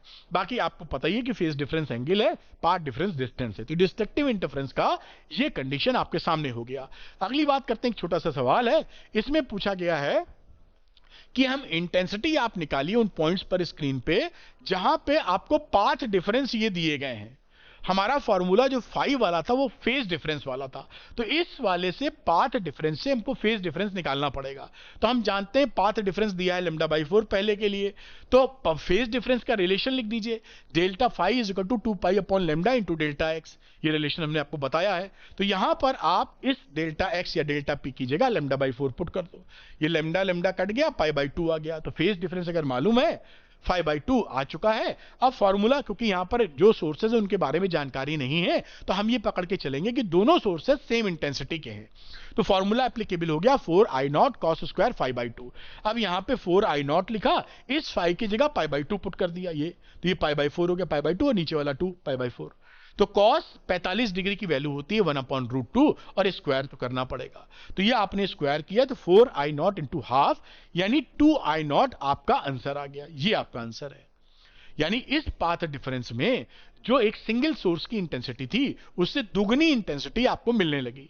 अब हम बात करते हैं जहां पाथ डिफरेंस लैम्डा बाई 3 है, वहां के हालचाल क्या है। तो वहां के लिए given path difference lambda by 3, phase difference 2 upon lambda, lambda by 3 इस फॉर्मूले का इस्तेमाल कर रहे हैं। ये लैम्डा लैम्डा कट गया, 2 pi by 3 is the phase difference. Formula लगा दीजिए 4I0 cos स्क्वायर 5/2। यहां पर 4I0 लिखा, cos स्क्वायर 5 की जगह 2 पाई बाई 3 डाल दीजिए, 2 पाई बाई 3 इंटू 2, ये 2 कट जाएगा, पाई बाई 3 आ जाएगा। पाई बाई 3 का मतलब होता है cos 60 डिग्री। cos 60 डिग्री की वैल्यू आपको मालूम होगी हाफ होती है। तो 4I0 हाफ का स्क्वायर होता है 1/4, 4 4 कट गया I0, यानी यहां पर आंसर कितना आ गया I0। जहां पर पाथ डिफरेंस लैम्डा बाई 3 था, फेज डिफरेंस में चेंज किया और रिजल्ट लेके चले आए I0, यहां पर इंटेंसिटी I0 मिलेगी। तो ये न्यूमेरिकल बड़े प्यार से आपने कर लिया। चलिए आगे की चीज देखते हैं फटाफट। अब कोहेरेंट और इनकोहेरेंट सोर्स क्या होते हैं? तो जो कोहेरेंट सोर्स होते हैं बेटा, यहां पे लिखा है, यही चीज इसी का तोड़ निकाला है जैसे आप तुरंत पकड़ सकें। तो कोहेरेंट सोर्स में क्या होगा? सेम फ्रीक्वेंसी होनी चाहिए दो सोर्सेस के बीच में। नेचर में कोई दो सोर्स ऐसे नहीं मिलते जो लाइट एमिट करें सेम फ्रीक्वेंसी में। जीरो या कांस्टेंट फेज डिफरेंस होना चाहिए। ये दोनों गुण अगर मिल जाए, जो एक्सपेरिमेंटली हमको बनाने पड़ते हैं कि सेम फ्रीक्वेंसी की लाइट, दो सोर्स सेम फ्रीक्वेंसी की लाइट दें और साथ में उनके बीच का जो फेज डिफरेंस है वो जीरो हो या कांस्टेंट हो। अगर ऐसा हम कर दिए, एक्सपेरिमेंटली करते हैं, तो इसको बोलते हैं कोहेरेंट सोर्सेज। अदरवाइज ये इनकोहेरेंट सोर्सेज कहलाते हैं। तो या तो उनकी फ्रीक्वेंसी सेम नहीं है या उनके बीच में जो फेज डिफरेंस है वो लगातार बदल रहा है, तो ये इनकोहेरेंट सोर्स हो जाते हैं। हमारा जो YDSC एक्सपेरिमेंट है या इंटरफ्रेंस जो होता है, उनके लिए कोहेरेंट सोर्स होना जरूरी होता है, अदरवाइज आपका इंटरफ्रेंस नहीं हो पाएगा। वो बात यहां हम बता रहे हैं कि नीड ऑफ कोहेरेंट सोर्सेज, आखिर कोहेरेंट सोर्सेज होने की जरूरत क्यों है इंटरफ्रेंस के अंदर। तो देखिए ध्यान से, यहां पे फ्लो चार्ट बनाया, समझाएंगे।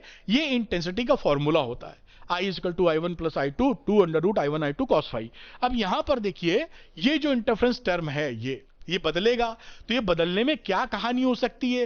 हो सकता है कि टू पॉसिबिलिटीज हैं, या तो cos phi रिमेन्स कांस्टेंट रहे, अगर phi कांस्टेंट है तो cos phi भी कांस्टेंट है, जिसे आप बोलोगे कोहेरेंट सोर्स का मामला। phi बदल ही नहीं रहा है तो cos phi नहीं बदल रहा है। दूसरी पॉसिबिलिटी कि cos phi लगातार बदले, phi लगातार बदल रहा है तो cos phi भी बदल रहा है। अगर ये कोहेरेंट सोर्स वाली बात हो गई, यानी phi कांस्टेंट है या cos phi कांस्टेंट है, तो फिर क्या हो जाएगा कहानी में कि अगर ये cos phi +1 मिलेगा जहां पर, उस समय आपका आ जाएगा इंटेंसिटी मैक्सिमम।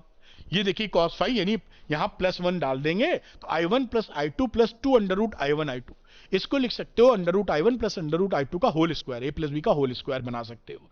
तो वहां से आपको मैक्सिमम इंटेंसिटी मिल गई। और जहां पर cos phi की वैल्यू -1 आएगी या cos phi -1 रख दो, तो a plus B minus 2 under root AB, फिर ये under root A1 minus under root A B का होल स्क्वायर। तो ये लिख दिया under root I1 minus under root I2 का होल स्क्वायर, इसी को बोलोगे आई मिनिमम।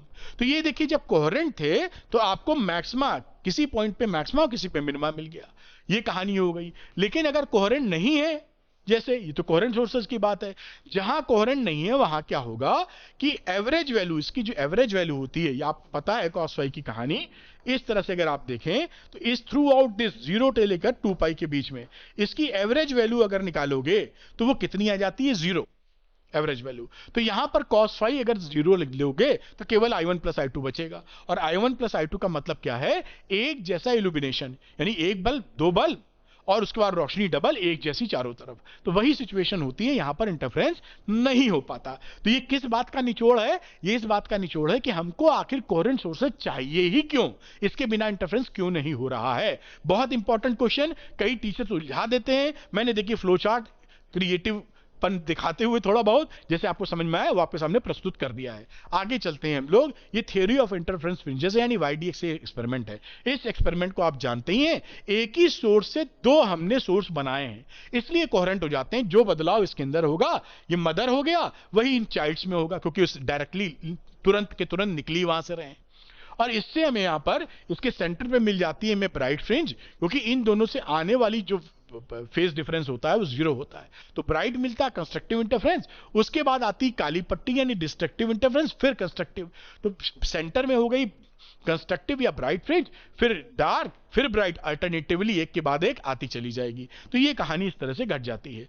अब इसमें जो बातें आपको ध्यान रखनी है कि अगर किसी, ये स्क्रीन है, इस स्क्रीन के ऊपर किसी पॉइंट पर, मान लीजिए M पॉइंट पर हम पाथ डिफरेंस निकालें भाई, S1 से लेकर जो लाइट जा रही है और S2 से लेकर जो वेव जा रही है, वो दोनों जब मिलेंगे तो इन दोनों के बीच में कितना फेज डिफरेंस है। तो इस फेज डिफरेंस को याद रखिएगा, डेल्टा पी पाथ डिफरेंस है, सॉरी पाथ डिफरेंस को याद रखिएगा, XD अपॉन D।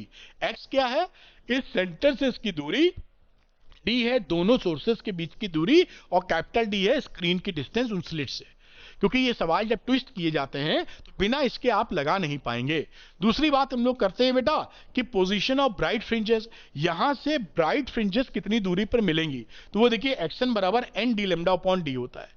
n का मतलब है दूसरी तीसरी पांचवी कौन सी ब्राइट फ्रिंज ले रहे हैं, और d लैम्डा अपॉन d बाकी पकड़ पा रहे हैं, इनकी वैल्यू 0 से शुरू करना। ये पोजीशन ऑफ डार्क फ्रिंज है, ये देखिए 2n-1 d lambda upon 2d, इस फॉर्मूले को याद रखिए जहां पे डार्क फ्रिंज आपको मिलती हैं।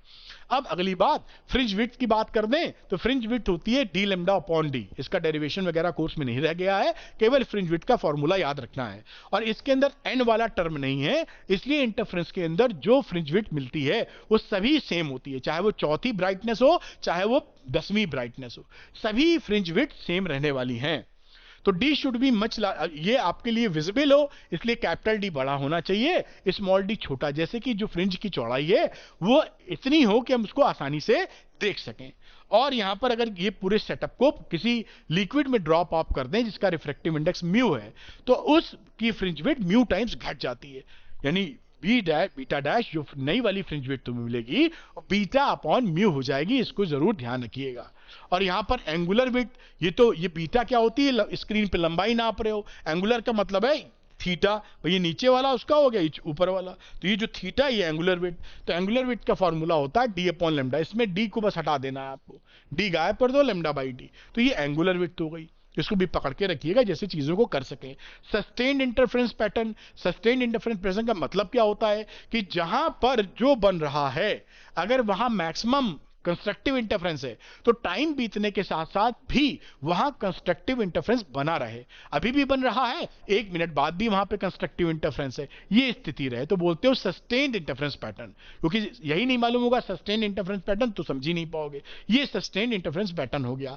इंटेंसिटी डिस्ट्रीब्यूशन की बात कर दें तो ये ग्राफ बड़ा इंपॉर्टेंट है, इंटरफेरेंस का बहुत पूछा जाता है। ये उसकी सेंटर पे है, सेंटर ब्राइट, ये देखिए इंटेंसिटी आई मैक्स हो गई, उसके बाजू में डार्कनेस आ जाएगी, फिर आप देखेंगे ये ब्राइटनेस, जो ऑरेंज कलर दिख रहा है या रेड कलर दिख रहा है वो ब्राइटनेस है।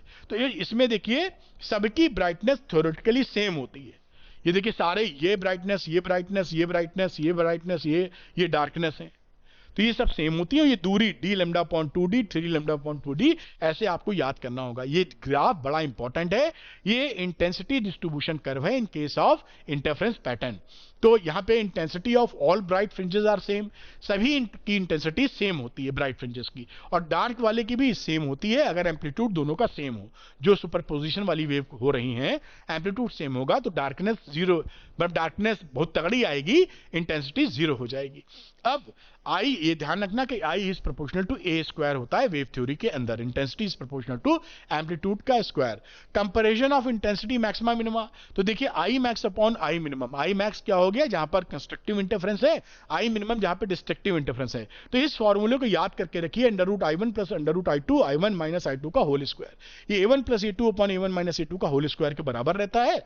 और एक और फॉर्मूला बड़ा इंपॉर्टेंट है, ये स्लिट की विड्थ है, वो जो स्लिट आपने काटी है उसकी चौड़ाई कितनी है, तो omega one upon omega two, जितनी चौड़ी स्लिट होगी उतनी लाइट ज्यादा निकालेगी इंटेंसिटी, तो I one upon I two के प्रोपोर्शनल है, I one upon I two के रेशियो बराबर है, और A one square upon A two square के बराबर है। तो इस बात को भी ध्यान रखिएगा, आजकल इसके ऊपर भी प्रश्न पूछे जाते हैं। एक न्यूमेरिकल है, तेजी से उसको देख लेते हैं। तो यहां लिखा है in Young's double slit experiment setup intensity of the light waves from two coherent sources are in the ratio of 9:1, और हमें ब्राइट फ्रिंज और डार्क फ्रिंज के बीच का रेशियो चाहिए। I1 अपॉन I2 दे रखा है 9:1, और पूछा है I max upon I minimum. तो I max upon I minimum का मतलब है constructive interference upon destructive interference की कहानी। तो intensity of bright fringe I max है, intensity of dark fringe I minimum है। तो यहां पर we have to find I max upon I minimum, formula होता है I max upon I minimum, ये फार्मूला हमने पीछे लिखा था। यहां पर वैल्यू लिख दीजिए, I1 की जगह यहां से देखिए 9I2 वैल्यू पुट कर दी यहां I1 की जगह, तो ऊपर नीचे I2 कॉमन लेके काट दीजिए, तो रूट 9 प्लस 1 रूट 9 माइनस 1, रूट 9 की वैल्यू 3 प्लस 1 अपॉन 3 माइनस 1 यानी 4/2 का होल स्क्वायर, 2/1 का होल स्क्वायर यानी 4:1, और ये 4:1 ही आपका आंसर आ गया। इस तरीके से तेजी से सवाल कर सकते हैं, बिल्कुल सिंपल सी बात है। अब डिफ्रैक्शन ऑफ लाइट की बात करते हैं। डिफ्रैक्शन ऑफ लाइट भी एक वेव फिनोमिना का ही एग्जाम्पल है। इसमें क्या होता है कि कोई भी लाइट सोर्स अगर है, उसके सामने अगर उसी ऑर्डर का ऑब्स्टेकल लगा देते हैं, तो ऑब्स्टेकल की तरफ लाइट वेव थोड़ी बेंड कर जाती है। ये थोड़ा डायग्राम ठीक नहीं है, हल्का सा घुमा देना चाहिए, समझ रहे हैं? ऑब्स्टेकल की तरफ या शैडो एरिया में, शैडो परछाई यही बनेगी तो ये उसी के में घुस जाती है।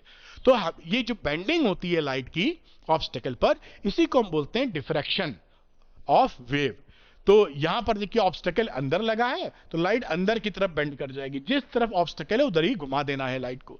ये जो आप सीडी आती थी, आजकल कम आती हैं कॉम्पैक्ट डिस्क, अगर रोशनी में उसको हिलाओगे उसमें कलर दिखते हैं, तो वो कलर जो है वो डिफ्रैक्शन पैटर्न होता है। ये एग्जांपल एनसीईआरटी में, तो एग्जांपल पता होना चाहिए, मान लीजिए एमसीक्यू में आ जाए तो जवाब दे सकें आप। अब यहां पर ये देखिए, ये बताने की कोशिश है कि अगर जो ऑब्स्टेकल है, ये जो अपर्चर दिख रहा है, इसका ये काफी अगर बड़ा है लैम्डा से जो लाइट आ रही है, तो आपकी बेंडिंग बहुत कम होगी, डिफ्रैक्शन पैटर्न कम विजिबल होगा। लेकिन अगर ये जो अपर्चर है ये उसी ऑर्डर का है जिस ऑर्डर की लाइट है, लैम्डा के ऑर्डर का, तो यहां पर पूरी लाइट ही बेंड कर गई है, तो डिफ्रैक्शन जो है काफी ऑब्जर्वेबल होगा या अच्छा खासा आपको दिखेगा। तो ये बात भी पकड़ के रखिएगा। Good diffraction at the single slit में, ये सिंगल स्लिट में जो होता है डिफ्रैक्शन, ये एल और एम के बीच में किसी पॉइंट, स्क्रीन के ऊपर किसी पॉइंट पर जब ये पहुंचेगा, एल और एम से बनने वाले जो पाथ डिफरेंस होता है वो कितना होता है, P is equal to A sine theta. A क्या है बेटा, इसका अपर्चर, इन स्लिट्स के बीच की दूरी, और थीटा क्योंकि ये दूरी काफी होती है तो तीनों से पैरेलल ले मान सकते हो आप। तो ये थीटा चाहे इसका ले लो या सेंटर वाले का ले लो, ये तो आपको थीटा ही मिल जाएगा। P is equal to A sine theta. Meaning क्या है इसका, पाथ डिफरेंस बिटवीन L और M। अब यहां पर जो डायरेक्शन ऑफ सेकेंडरी मैक्सिमा होता है, सेकेंडरी मैक्सिमा एक होता है इसका सेंटर वाला मैक्सिमा, उसका नाम प्राइमरी मैक्सिमा कह सकते हो, क्योंकि वो दूना चौड़ा होता है इनसे, इसलिए बाकी जो मैक्सिमा होते हैं उनको सेकेंडरी मैक्सिमा कहा जाता है। तो यहां पर थीटा डैश एंगुलर डायरेक्शन दे रहा है, 2n+1 lambda upon 2a formula होता है, याद करके रखें। और nth मिनिमा के लिए 2n लैम्डा अपॉन 2a होता है, n लैम्डा अपॉन a, ये याद रखें। इसकी जो कहानी होती है वो इंटरफ्रेंस से उल्टी होती है। इंटरफ्रेंस में देखिए क्या होता था, ऑड मल्टीपल जो होता था वहां डिस्ट्रक्शन होता था, यहां पे ऑड मल्टीपल में मैक्सिमा मिल रहा है और यहां पर इवन मल्टीपल में आपको मिनिमा मिल रहा है, जबकि इंटरफ्रेंस में मैक्सिमा मिलता था। इसे याद रखने के लिए आप थोड़ा सा लिंकेज कायम रखिएगा। और यहां पर ये हो गई आपकी एंगुलर, भाई कहां मिला क्या मिला, ये एंगल, अगर इसी को नापने लगो स्क्रीन पे सेंटर ब्राइट फ्रिंज से कि भाई कितनी दूरी पर मैक्सिमा मिनिमा है, तो वो दूरी एक्सन लिखी जाती है। बस इसमें से क्या करना है, आपको डी लगा देना है। जब आप लीनियर विड्थ नापते हो तो डी लगा देना, एंगुलर नापोगे डी भगा देना, कैपिटल डी की बात कर रहा हूं। तो एक्सन डैश हो जाएगा 2n+1 D lambda upon 2a, और एक्सन की वैल्यू हो गई n D lambda upon a या 2n D lambda upon 2a। यहां मैंने लिखा फॉर एक्सन थीटा एन में डी से मल्टीप्लाई कर दो बस। तो ये फॉर्मूला आपका डिफ्रैक्शन का है। एंगुलर विड्थ की बात करें तो एंगुलर विड्थ की मतलब चौड़ाई, ये नीचे वाला नीचे किनारा ऊपर किनारा, ये कितना एंगल है, इसे चौड़ाई बोलते हैं। तो एंगुलर विड्थ सेंट्रल मैक्सिमा, ये जो बाद में बनती है, ये जो सेंट्रल मैक्सिमा है सेंटर पर, इसकी जो ये 2 थीटा आ रहा है, ये एंगुलर विड्थ है, और इतनी दूरी जो है वो लीनियर विड्थ है। तो ये हो गया 2 थीटा 2 लेमडा अपॉन a, और इसकी लीनियर विड्थ जैसे मैंने बताया था डी से मल्टीप्लाई कर दो, डी से मल्टीप्लाई कर दिया 2 डी लेमडा अपॉन a, ये लंबाई हो गई। और बाकी सेकेंडरी मैक्सिमा, क्योंकि जो बाकी मैक्सिमा मिलते हैं इसके बाद वाले जो, उसकी जो लंबाई होती है वो डी लेमडा अपॉन a होती है, जो कि देखिए इसकी लंबाई, इसकी एंगुलर विड्थ इसकी लंबाई से बीटा से आधी है। यहाँ 2 है, यहाँ 2 नहीं है। और यही एंगुलर विड्थ की बात करेंगे तो यहाँ 2 है, यहाँ 2 नहीं है। इससे क्या साबित होता है कि जो सेकेंडरी मैक्सिमा होता है सेंटर वाले को छोड़कर, उसकी चौड़ाई इससे आधी होती है। बीटा नॉट मतलब सेंट्रल वाला है और बाकी बीटा है, तो जो सेकेंडरी मैक्सिमा है वो आधी चौड़ाई का होगा सेंट्रल ब्राइट फ्रिंज के से। ध्यान रखिएगा 2 स्लिट यूज की गई हैं तो इंटरफेरेंस है, सिंगल स्लिट यूज की गई है तो डिफ्रैक्शन है। अच्छा, तो फ्रिंज विड्थ नॉट सेम, इसमें यह समझ में आया कि इनकी फ्रिंज विड्थ सेम नहीं होती हैं। अब अगली बात इंटेंसिटी डिस्ट्रीब्यूशन, ये आपका डिफ्रैक्शन पैटर्न का इंटेंसिटी डिस्ट्रीब्यूशन है, ये भी आपको पता होना चाहिए, बहुत इंपॉर्टेंट है। इंटरफेरेंस का इंटेंसिटी डिस्ट्रीब्यूशन और डिफ्रैक्शन का इंटेंसिटी डिस्ट्रीब्यूशन दोनों क्लियर होना चाहिए। तो ये ब्राइट आप देखिए सेंटर पे आपको इंटेंसिटी मिलती काफी ज्यादा बढ़िया, और उसके बाद ये इंटेंसिटी काफी तेजी से ड्रॉप कर जाती है। ये वैल्यू याद कर लेना, लैम्डा ए अपॉन एल 2 लैम्डा अपॉन ए माइनस में दी है। तो ये इंटेंसिटी डिस्ट्रीब्यूशन कर्व डिफ्रैक्शन के लिए बहुत इंपॉर्टेंट है। ये बिल्कुल इंटरफेरेंस से अलग है। इंटरफेरेंस में सारी इंटेंसिटीज एक थी, इसमें देखिए तेजी से डिक्रीज कर रही हैं, और मोटे तौर पे अंदाजा लें तो ये रेशियो है, याद रख पाइए तो अच्छा है, वरना इससे कोई खतरा नहीं है, इसको याद करना जरूरी है, इससे खतरा है, मतलब एग्जाम में आने के चांसेस ज्यादा हैं। अब बात करते हैं इंटरफेरेंस और डिफ्रैक्शन के बीच का डिफरेंस की, बेटा ये भी बड़ा पूछा जाता है। तो ये क्या है इंटरफेरेंस में, कि 2 डिफरेंट वेव फ्रंट्स, या 2 डिफरेंट वेव फ्रंट्स जो दो कोहेरेंट सोर्स से इमिनेट होती हैं, उससे ये इंटरफेरेंस होता है। यहां पर आपने देखा था कि ये अगर मैं S1 S2 लिखूं तो इंटरफेरेंस हो रहा था 2 different wave fronts originating with the coherent sources. इसमें क्या होता है, एक ही स्लिट होती है, तो यहां पर कोई इंटरफेरेंस होगा तो एक ही स्लिट के डिफरेंट वेव फ्रंट से होगा, एक ही स्लिट के डिफरेंट वेव फ्रंट से, ये फर्क है। तो different parts of the same wave front, तो ये वेव फ्रंट जो है, ये वेव फ्रंट जो टकराएगा उसके डिफरेंट पार्ट से कहानी बन गई।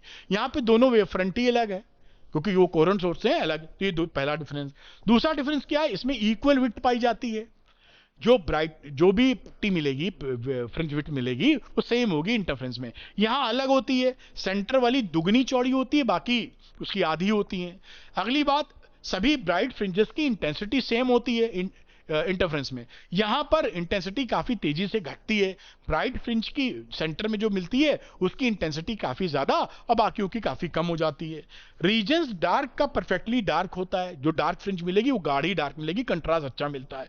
यहां पर डार्क वाला परफेक्टली डार्क नहीं होता, इसलिए कंट्रास्ट पुअर मिलता है। कंट्रास्ट का मतलब है सफेदी बढ़िया और कालापन बढ़िया, दोनों में डिफरेंस, उसे बोलते हैं contrast.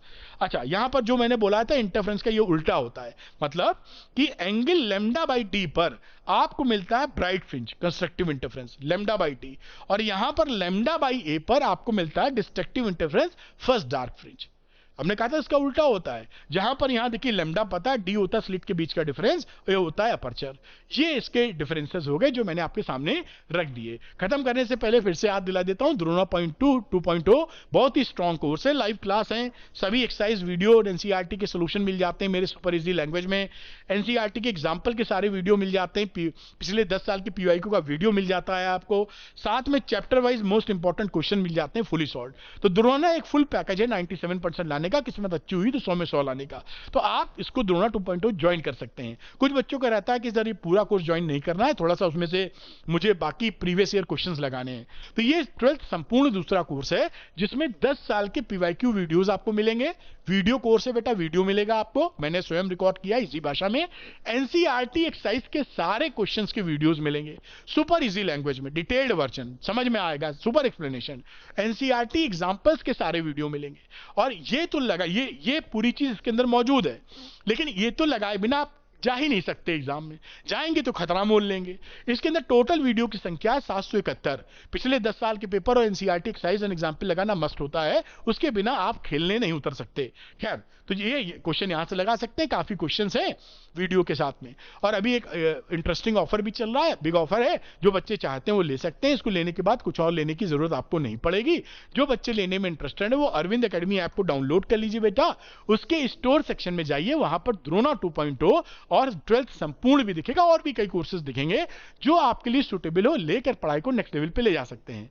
Thank you very much. Arvind sir की मेहनत अगर आपको सही लगी कि सर ने बड़ा अच्छा हेल्प कर दिया, बहुत तेजी से मजा आ गया, तो आप अरविंद एकेडमी चैनल को सब्सक्राइब करना बिल्कुल मत भूलिएगा। और हाँ, इस वीडियो को लाइक और शेयर जरूर कीजिएगा। Thank you very much, wish you all the best.